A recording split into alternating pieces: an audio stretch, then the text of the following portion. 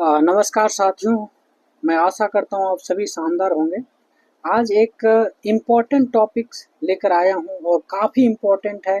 किस तरीके से डेमोक्रेसी पर खतरा है और ये चीज़ आप बिहार इलेक्टोरल रोल जो कि सुप्रीम कोर्ट का मुद्दा है और वहाँ पर पहुँच चुका है।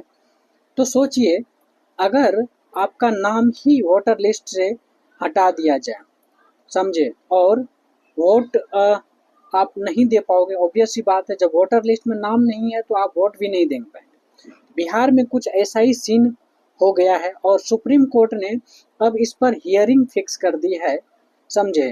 तो बात यह है कि election commission of India ECI ने बिहार में एक स्पेशल वोटर लिस्ट रिवीजन का अनाउंसमेंट किया है, और जिसे बोला जा रहा है स्पेशल इंटेंसिव रिवीजन। राइट, क्या बोला गया है?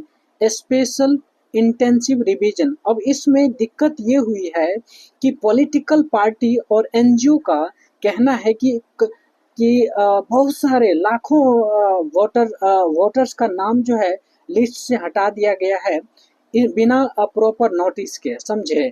अब ये मान के चलिए, मामला डायरेक्टली चला गया सुप्रीम कोर्ट में और सुप्रीम कोर्ट ने कहा है, ठीक है, हम जो है इस मैटर को क्या करेंगे, सुप्रीम कोर्ट में मतलब 10 जुलाई को इस पर बात करेंगे। ठीक है, ये मुद्दा क्यों इम्पोर्टेंट हो जाता है?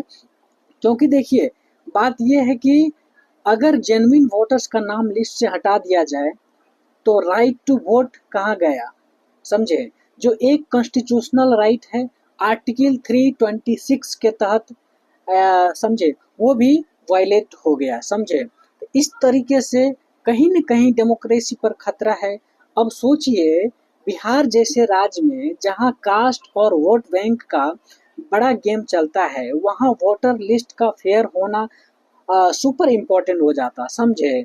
और अगर कोई पॉलिटिकल बेनिफिट के लिए वोटर्स का नाम डिलीट किया गया है या कर देता है, तो फिर ये गवर्नेंस का भी सवाल उठता है, समझे। और क्या कहते हैं, डेमोक्रेसी का भी सवाल लाजमी है, समझे कि नहीं समझे।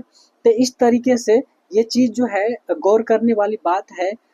तो इलेक्शन जीतने के लिए अगर वोटर ही गायब हो जाए, किया जाए, समझे, तो फिर डेमोक्रेसी का क्या फायदा? एक तरह से डेमोक्रेसी का हत्या ही हुई। सुप्रीम कोर्ट क्या जजमेंट देते हैं, अब इस पर हम नज़र रखेंगे और फिर आपको अपडेट देंगे, समझे। तो ये चीज़ है। Thank you so much.